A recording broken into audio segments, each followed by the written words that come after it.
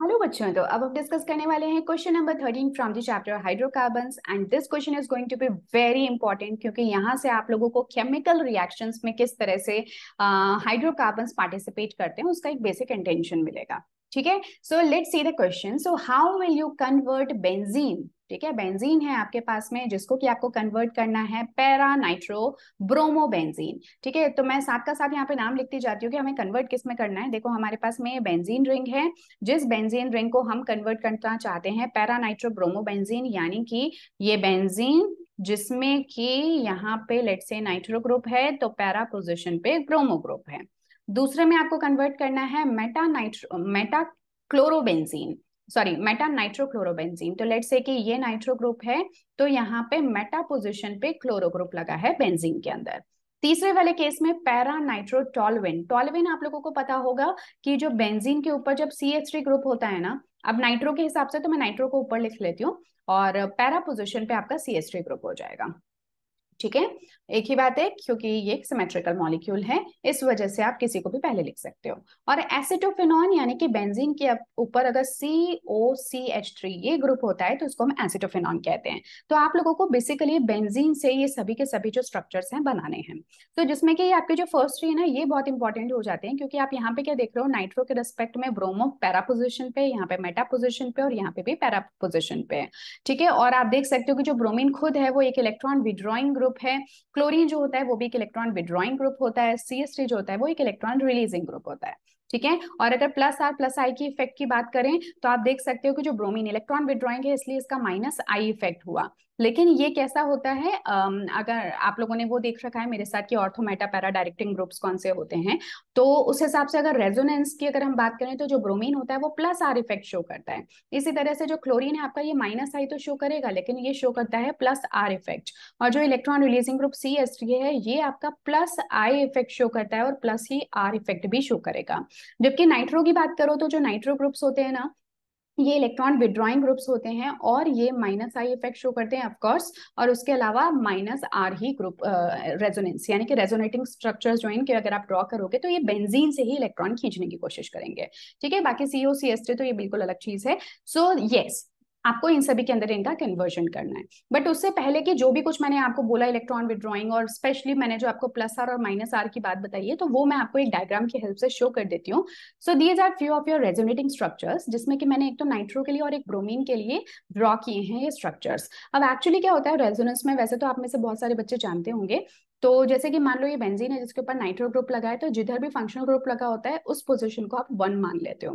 तो इसलिए मैंने नंबरिंग इस तरह से कुछ कर दी, 1 2 3 4 5 6। आप चाहे तो यहाँ पे इसको भी 2 लिख सकते थे, कोई फर्क नहीं पड़ता। ठीक है, तो अब इसके अंदर आप देखो कि नाइट्रोजन के ऊपर ऑलरेडी पॉजिटिव चार्ज है, तो आपको क्या लगता है ये इलेक्ट्रॉन बेंजीन से खींचेगा? सही बात है। तो इस तरह से इलेक्ट्रॉन्स का जो मूवमेंट है वो आपको देखने को मिलेगा। तो जैसे ही इलेक्ट्रॉन जो है यहाँ से यहाँ मूव करता है तो आप क्या देखोगे कि ये वाली जो पोजीशन है, अब यहाँ पे इलेक्ट्रॉन की कमी हो गई, तो पॉजिटिव चार्ज आपको इधर देखने को मिल रहा है ऑर्थो पोजिशन पे। ठीक है, जो 1 2 पोजिशन होती है उनको ऑर्थो पोजिशन कहते हैं, 1 3 को मेटा पोजिशन कहते हैं, 1 4 को पैरा पोजिशन कहते हैं। ठीक है, तो यहाँ पे एक बार तो मुझे दिखा कि जो मेरी ऑर्थो पोजिशन है उस पर पॉजिटिव चार्ज आ रहा है। अब इसको ओवरकम करने के लिए ये इलेक्ट्रॉन्स इसको इधर शिफ्ट हो जाएगा ताकि उसके पॉजिटिव चार्ज को सेटिस्फाई कर सके। बट ऐसा करने से उसकी खुद की पोजिशन पे पॉजिटिव चार्ज आ गया। इस पोजिशन को हम क्या कहते हैं, para position, because this is 1 4 है ना, 1 के रेस्पेक्ट में ये 4th पोजिशन है, इसको कहेंगे पैरा। तो इसको भी सेटिस्फाई करने के लिए अगेन ये अपना इलेक्ट्रॉन दे देगा, जिससे कि अगेन ऑर्थो पोजीशन, यानी कि जो 1 6 पोजीशन होती है, 1 6 को भी ऑर्थो ही कहते हैं, इसी तरह से 1 5 को भी मेटा ही कहते हैं। ठीक है, तो अगेन ऑर्थो पोजीशन पे क्या आ गया, पॉजिटिव चार्ज आ गया। अब अगर मान लो ये अपने इलेक्ट्रॉन्स और इलेक्ट्रॉन्स की यहाँ पे शिफ्टिंग होती है कुछ इस तरह से, तो आपको पहले वाला ही स्ट्रक्चर मिल जाएगा। तो मैं देख सकती हूँ यहाँ पे मेरे को 1 2 3 4 तीन रेजोनेट, सॉरी 4 रेजोनेटिंग स्ट्रक्चर मिल गए। एक और बात यहाँ पे मैं आपको बताना चाहती हूँ, मैंने जानबूझ के इसको गलत लिखा था। एक्चुअली आप इस साइन को इस तरह से लिखते हो, ये शो करता है कि ये स्ट्रक्चर सभी आपस में इक्विवेलेंट हैं, यानी कि सबके सब रेजोनेटिंग स्ट्रक्चर हैं। बिल्कुल इस तरह से ही आप यहाँ पे भी इसको इक्विवेलेंट का साइन बनाओगे। आपको समझाने के लिए मैंने बस पहले सिंपल एरो बनाया था। ठीक है। तो ये देखो, कहने का मतलब क्या है कि अगर कोई भी ऐसा स्पीशीज होता है जो कि बेंजीन से इलेक्ट्रॉन को खींचे, कोई ऐसा फंक्शनल ग्रुप, तो उसके लिए हम कहते हैं कि वो -R इफेक्ट शो करता है, क्योंकि वो बेंजीन के ऊपर जो इलेक्ट्रॉन्स हैं उसकी डेंसिटी को कम कर देता है। यानी कि इलेक्ट्रॉन्स के बेंजीन के ऊपर क्या आ रहा है, पॉजिटिव चार्ज आ रहा है, और कहाँ कहाँ पे रहा है, ऑर्थो और पैरा पोजिशन पे।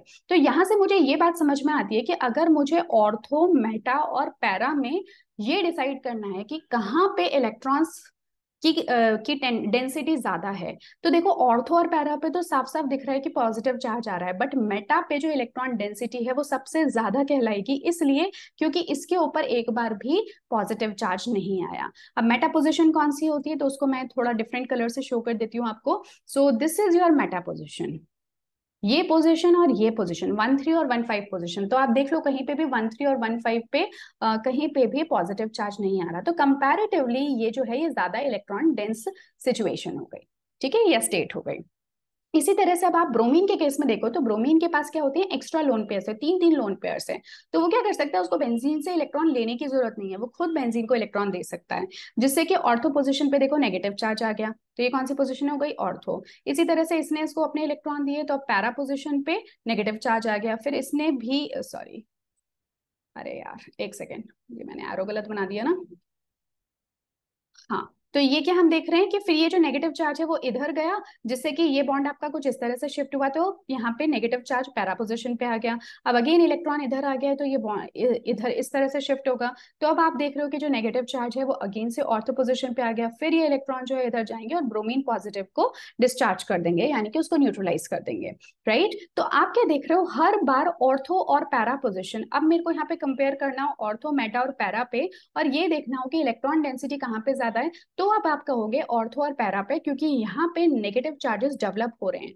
कोई भी ऐसी पोजीशन नहीं है जहां पे कि आप ये देखो कि मेटा पोजीशन यानी कि 3, 5 पोजीशन, तो 3 और 5 पोजीशन पे कभी भी नेगेटिव चार्ज नहीं आया, तो इलेक्ट्रॉन डेंसिटी मेटा पोजीशन की कम है। Is that clear. तो ये मैं इलेक्ट्रॉन डेंसिटी क्यों बोल रही हूँ बार बार, क्योंकि अगर कोई भी ग्रुप, जैसे कि नाइट्रो ग्रुप है जो कि इलेक्ट्रॉन खींचता है, और पहली बात इसको +R इफेक्ट कहेंगे, तो कोई भी ऐसा फंक्शनल ग्रुप जो कि बेंजीन से इलेक्ट्रॉन खींचता है, तो हमेशा ध्यान रखना इलेक्ट्रोफाइल्स के लिए वो क्या होगा, वो एक मेटा डायरेक्टिंग ग्रुप होगा, मेटा डायरेक्टिंग ग्रुप।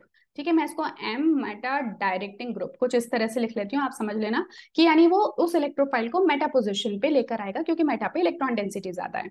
बट अगर कोई ऐसा ग्रुप है जो कि +R इफेक्ट शो करता है, तो वो हमेशा ही एक ऑर्थो डायरेक्टिंग ग्रुप या फिर पैरा डायरेक्टिंग ग्रुप होगा। ठीक है, ऐसा क्यों, क्योंकि इलेक्ट्रॉन डेंसिटी ऑर्थो पैरा पे ज्यादा है, तो वो इलेक्ट्रोफाइल्स को बेंजीन के ऊपर तब ऑर्थो पोजिशन पे डायरेक्ट करेगा। ठीक है, so this information is very important अगर आप इस क्वेश्चन को करना चाहते हो। अब देखो हम बात करते हैं यहाँ पे, सबसे पहले केस में आपको फॉर्म करना है नाइट्रो ब्रोमो। ठीक है, 2 ग्रुप्स है हमारे पास, और हमने अभी अभी देखा कि जो नाइट्रो ग्रुप होता है वो कैसा है, चलो मैं इनकी कैटेगरी बना लेती हूँ। Nitro is Meta directing group, और यहाँ पे नाइट्रो के अलावा ब्रोमो है, तो ब्रोमो अभी अभी हम देख कर आए हैं, ये क्या है, ortho and para directing group. ठीक है, अब ब्रोमीन, अब यहाँ पे देखो नाइट्रो और क्लोरो है, तो नाइट्रो तो नाइट्रो हो गया, और क्लोरीन भी इसी कैटेगरी में आ जाएगा ऑर्थो पैरा डायरेक्टिंग ग्रुप में। फिर यहाँ पे नाइट्रो है और दूसरा CH3, टोल्यूइन मतलब CH3, तो CH3 जो है ना वो भी इलेक्ट्रॉन रिलीजिंग ग्रुप होता है, तो वो भी इसी कैटेगरी में आ जाएगा ऑर्थो पैरा पे। ठीक है, और बाकी एसिडोफिनोन है, ये अलग चीज है, ये मैं आप लोगों को बता दूंगी। वैसे एसिडोफिनोन जो होता है ना वो भी क्या है, एक इलेक्ट्रोफाइल की तरह एक्ट करता है, but that's a different thing. ठीक है, तो अब देखो, अगर मान लो मैं नाइट्रोब्रोमो बेंजीन बनाना चाहती हूँ और मैं नाइट्रो ग्रुप को पहले लगा दूंगी, तो ब्रोमीन कभी भी पैरा पोजीशन पे नहीं आएगा, क्योंकि नाइट्रो ग्रुप जो होता है वो तो सिर्फ मेटा पोजीशन पे डायरेक्ट करता है। तो इसका मतलब मुझे सबसे पहले ब्रोमिनेशन करना होगा, और उसके बाद में सेकेंड नंबर पे NO2 का एडिशन करना होगा। ठीक है, समझो, क्योंकि ब्रोमो जो है वो ऑर्थो पैरा डायरेक्टिंग है, तो वो पैरा पोजिशन पे, दिस पोजिशन 1 2 3 4 1/4 पोजिशन है, यानी कि आपस में एक दूसरे से पैरा पोजिशन पे है। तो पहले आप ब्रोमीन को डायरेक्ट करोगे, दूसरे पोजीशन पे आप नाइट्रेशन करोगे। इसी तरह से अगर हम यहाँ पे Meta position, now this is 1 2 3, Meta position पे क्लोरीन लाना चाहते हैं, तो पहले पहले मुझे नाइट्रेशन करना होगा और दूसरे नंबर पे मुझे क्लोरीनेशन करना होगा, राइट। क्योंकि तभी मेटा पोजीशन पे क्लोरीन आ पाएगा। इसी तरह से अब मुझे टॉलुइन बनाना है तो अगेन मुझे पहले पहले मुझे CH3 ग्रुप को लगाना होगा, फिर सेकेंड नंबर पे मुझे नाइट्रो ग्रुप को लगाना होगा। क्यों? क्योंकि CH3 होता है ऑर्थो पैरा डायरेक्टिंग। और इसी तरह से COCH3 की बात करें तो ये एक रिएक्शन होता है फ्रिडल क्राफ्ट एसिटाइलेशन। ठीक है, तो जहां पे कि एक इलेक्ट्रोफाइल का एडिशन हो जाता है बेंजीन रिंग के ऊपर हाइड्रोजन के रिमूवल के साथ में। सो ये इस रिएक्शन को भी हम यहाँ पे देख लेंगे। क्लियर है? चलिए अब हम चलते हैं मेन जो रिएक्शन है उसके ऊपर कि आप ये नाइट्रेशन और जो भी मैंने ब्रोमिनेशन ये सब कहा, ये आप कौन से रिएजेंट्स की प्रेजेंस में करोगे। एक सेकेंड दूसरा कलर ले लेते हैं। हाँ ठीक है, तो देखो सबसे पहले मैंने आपसे क्या कहा, क्योंकि आपको पैरा पोजीशन पे लाना है तो पहले आपको ब्रोमिनेशन करना होगा। राइट, अब ब्रोमिनेशन भी जो आप करोगे ना वो एक नॉन पोलर सॉल्वेंट की प्रेजेंस में करोगे। नॉन पोलर सॉल्वेंट की प्रेजेंस में कर रहे हैं, और एक FeBr3 क्या होता है, एक लुईस एसिड होता है। तो जब आप इनकी प्रेजेंस में करते हो तो सिर्फ एक ही ब्रोमीन लगेगा। अगर आप कोई पोलर सॉल्वेंट ले लेते हो और एक्सेस ऑफ ब्रोमीन ले लेते हो तो हर जगह पे मतलब 1 2 3 सभी पोजीशन पे आपका ब्रोमीन ग्रुप लग जाएगा, सभी ऑर्थो पैरा पोजीशन पे। तो इस चीज का ध्यान रखना है। तो यहाँ पे क्या बन जाएगा, एक ब्रोमोबेंजीन बन गया। अब जो ब्रोमो ग्रुप होता है ना ये ऑर्थो पैरा डायरेक्टिंग ग्रुप होता है। तो अब कोई प्रॉब्लम नहीं है, क्योंकि अब आप नाइट्रेशन कराओगे। नाइट्रेशन हम हमेशा HNO3 और H2SO4 की प्रेजेंस में कराते हैं। तो ये एक इलेक्ट्रोफाइल को जनरेट करता है आपस में, जिसको हम कहते हैं NO2+। तो ये NO2+ जो है ना अभी आपकी बेंजीन रिंग के ऊपर जाके अटैक करेगा। कहाँ पे? अब देखो, क्योंकि ऑर्थो पैरा है तो ऑर्थो पोजीशन पे भी करेगा और पैरा पोजीशन पे भी करेगा। तो क्योंकि हमें तो पैरा ब्रोमो नाइट्रोबेंजीन बनाना था तो हमें हमारा प्रोडक्ट जो है वो मिल चुका है। और वैसे भी यहाँ पे क्या होता है, जो स्टेरिक हिंड्रेंस है ना थोड़ा ज्यादा होने की वजह से ये प्रोडक्ट के बनने के चांसेस कम होती है। मेजर प्रोडक्ट यानी कि ज्यादा स्टेबल प्रोडक्ट आपका पैरा ब्रोमो नाइट्रोबेंजीन होता है। तो इस तरह से आपने पैरा ब्रोमो नाइट्रोबेंजीन को फॉर्म कर लिया। ठीक है, दूसरा रिएक्शन की अगर हम बात करें तो यहाँ पे हमें क्या करना था, यहाँ पे हमें मेटा क्लोरो नाइट्रोबेंजीन बनाना है। तो अब क्योंकि क्लोरो जो ग्रुप है वो मेटा पोजीशन पे है तो क्लोरीनेशन अगर आप पहले कर लोगे तो वो ऑर्थो पैरा प्रोडक्ट बन जाएगा। तो सबसे पहले हमें यहाँ पे नाइट्रेशन करना होगा। नाइट्रेशन करने के लिए अगेन आप HNO3 H2SO4 को साथ में लोगे तो ये एक इलेक्ट्रोफाइल जनरेट करेगा NO2+। ये NO2+ जाके बेंजीन पे लग जाएगा। अभी तो पूरा बेंजीन जो है वो सिमेट्रिकल है तो कहीं पे भी लग सकता है। अब आप करोगे क्लोरीनेशन एनहाइड्रस, सेम वही AlCl3 भी आपका एक लुईस एसिड होता है। नॉन पोलर मीडियम में करोगे तो अब जो क्लोरीन है ना वो आपका मेटा पोजीशन पे लगेगा। क्यों? क्योंकि जो नाइट्रो ग्रुप होता है ये मेटा डायरेक्टिंग ग्रुप है, तो वो मेटा पोजीशन पे यानी कि 1 2 3 पोजीशन पे, थर्ड पोजीशन पे जाके क्लोरीन को लगा देगा। ठीक है, चलो उसके बाद में आता है थर्ड क्वेश्चन जिसमें कि आपको बनाना है पैरा नाइट्रोटोलुइन। तो अब देखो टोलुइन को आपको पहले लगाना पड़ेगा, क्योंकि मैंने आपको कहा कि जो CH3 ग्रुप होता है ये भी ऑर्थो पैरा डायरेक्टिंग ग्रुप होता है। राइट, तो इसका मतलब कि CH3 आपका ऑर्थो पैरा डायरेक्टिंग है तो पहले आप इसको लगाओगे, फिर जाके आप नाइट्रेशन करोगे जिससे कि आपको NO2+ मिलेगा। अब ये NO2+ एक तो आपकी ऑर्थो पोजिशन पे जाएगा और पैरा पोजिशन पे, और जैसा कि मैंने कहा पैरा जो प्रोडक्ट होता है वो ज्यादा स्टेबल है तो मेजर प्रोडक्ट भी यही बनेगा। यहाँ पे स्टेरिक हिंड्रेंस की वजह से थोड़ी सी स्टेबिलिटी जो होती है वो कम हो जाती है। तो आप लोगों को तो ये प्रोडक्ट चाहिए था जो कि अब आपको मिल चुका है। और जो नेक्स्ट रिएक्शन है वो है आपकी Friedel Crafts acylation. Friedel Crafts acylation भी एक तरह का इलेक्ट्रोफिलिक सब्स्टिट्यूशन रिएक्शन होता है, जिसमें हम क्या करते हैं, सबसे पहले एक इलेक्ट्रोफाइल को जनरेट करते हैं एक रिएजेंट की हेल्प से। फिर इस इलेक्ट्रोफाइल को हम डालते हैं किसके ऊपर, बेंजीन रिंग के ऊपर। तो बेंजीन में जो हाइड्रोजन है उसको तो रिमूव करके वहां पे एक इलेक्ट्रोफाइल आके बैठ जाता है, तो जिससे कि आपकी बेंजीन रिंग के ऊपर क्या आ गया, एक इलेक्ट्रोफाइल। ठीक है, अब इलेक्ट्रोफाइल क्योंकि जुड़ चुका है तो अब उसके ऊपर का जो पॉजिटिव चार्ज है वो यहाँ पे नहीं एग्जिस्ट करेगा, बस सिंपली आप देखोगे कि एक इलेक्ट्रोफाइल जाके लग गया। अब आप करते कैसे हो, तो फ्रिडल क्राफ्ट असाइलेशन के अंदर दो तरह का फ्रिडल क्राफ्ट होता है, एक होता है असाइलेशन, एक होता है एल्काइलेशन। ठीक है, तो असाइलेशन अल्काइलेशन के अंदर तो आप R ग्रुप को ऐड करते हो और असाइलेशन के अंदर आप RCO ग्रुप को ऐड करते हो। सो RCO में C पे पॉजिटिव चार्ज होता है और यहाँ पे डायरेक्टली R के ऊपर पॉजिटिव चार्ज होता है। ठीक है, तो क्योंकि यहाँ पे हमें असाइलेशन करना है, हमें यहाँ पे क्या करना है, एसिटोफिनॉन बनाना है। एसिटोफिनॉन ये वाला स्ट्रक्चर होता है। ठीक है, इसको अगर मैं प्रॉपर खोल के दिखाऊं तो ये कुछ इस तरह से होता है, बेंजीन के ऊपर COCH3। तो ये ग्रुप आपको कैसा लग रहा है, RCO+ टाइप का ग्रुप। तो ये वाला ग्रुप का मुझे एडिशन कराना है। राइट, तो इसके लिए आप क्या कर सकते हो, आप ले सकते हो बेंजीन और यूज कर सकते हो एसिटाइल क्लोराइड को। तो एसिटाइल क्लोराइड एक्चुअली क्या करेगा, किसी भी एक पोजीशन से, या फिर मैं वही ले लेती हूँ ताकि आपको कंफ्यूजन ना हो, जहाँ पे इन्होंने COCH3 लगाया है। सो लेट से कि मैं इस वाले हाइड्रोजन को ले लेती हूँ, तो एक हाइड्रोजन यहाँ से और क्लोरीन इसका यहाँ से, दोनों आपस में मिलके क्या बना देंगे, HCl। HCl बन के निकल गए, तो जिससे हुआ क्या, जो CH3CO है ना, इसमें कार्बन के ऊपर आ गया पॉजिटिव चार्ज।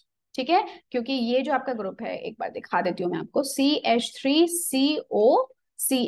अब जैसे ही क्लोरीन बाहर निकला तो पीछे क्या रह गया, पॉजिटिव चार्ज। इस पॉजिटिव चार्ज की मैं बात कर रही हूँ।